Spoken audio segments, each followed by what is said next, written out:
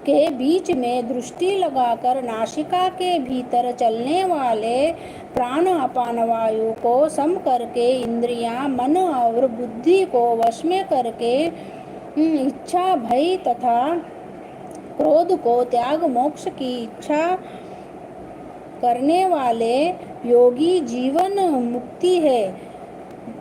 मुक्त है, जो मुझको सब यज्ञों और तपों का भोक्ता, संपूर्ण लोकों का स्वामी और सब प्राणियों का मित्र जानते हैं, उन्हीं को शांति प्राप्त होती है।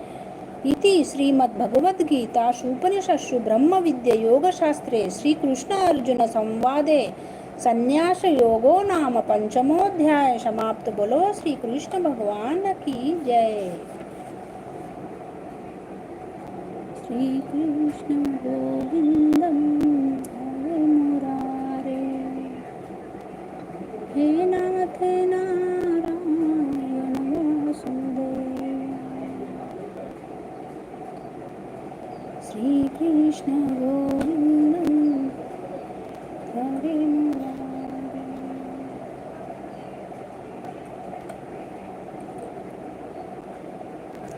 भगवद गीता का 5वां अध्याय का महात्म्य। श्री भगवान जी बोले, हे लक्ष्मी, 5वें अध्याय का महात्म्य सुन। एक ब्राह्मण पिंगल नाम का अपने धर्म से भ्रष्ट हुआ। वह कुसंग में बैठ मच्छी मांस खावे, मदिरा पान करे, जुआ खेले। दैवयोग से वह पिंगल एक राजा के यहाँ नौकर हो गया। राजा के पास और लोगों की चुगलियाँ किया करे। जब बहुत दिन बीते तब वह धनवंत हो गया। तब उसने अपना विवाह कर लिया।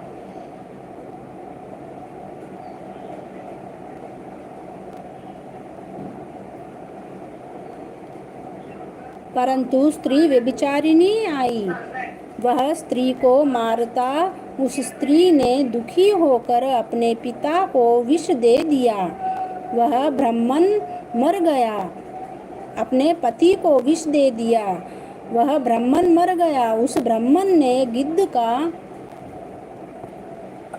जन्म पाया। कुछ काल पीछे वह स्त्री भी मर गई।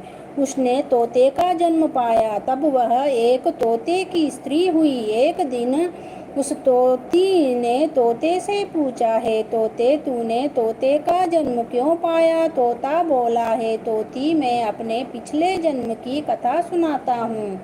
मैं पिछले जन्म में ब्राह्मण था। अपने गुरु की बात नहीं मानता था।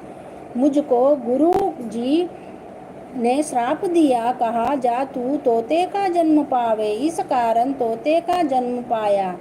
अब तू कह, किस कारण से तोती हुई? उसने कहा, मैं पिछले जन्म में ब्राह्मणी थी। एक दिन मैंने पति को विष दे दिया और वह मर गया। तोते ने कहा, तू बुरी है जिसने अपने पति को विष दिया। एक दिन वह तोती वन में बैठी थी। वहाँ गिद्ध आया। तोती को उस गिद्ध ने पहचाना और वह गिद्ध तोती को मारने चला।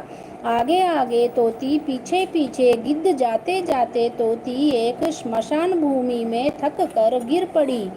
वहाँ एक साधु का दाह हुआ था। साधु की खोपड़ी वर्षा के जल के साथ भरी हुई पड़ी थी। वह उसमें गिरी। इतने में गिद्ध आया और तोती को मारने लगा। उस खोपड़ी के जल के साथ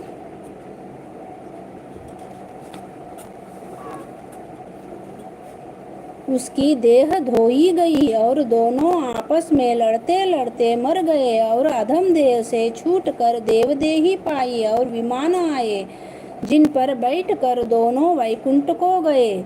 वह खोपड़ी एक साधु की थी जो गीता जी के 5वें अध्याय का पाठ करता था। वह परम पवित्र था। उसके जल से दोनों पवित्र हो गए। जो प्राणी श्री गंगा जी का स्नान करके श्री गीता जी का पाठ करते हैं, वैकुंठ को जाते हैं।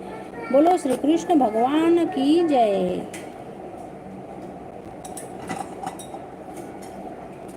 जय श्री कृष्ण, जय श्री कृष्ण।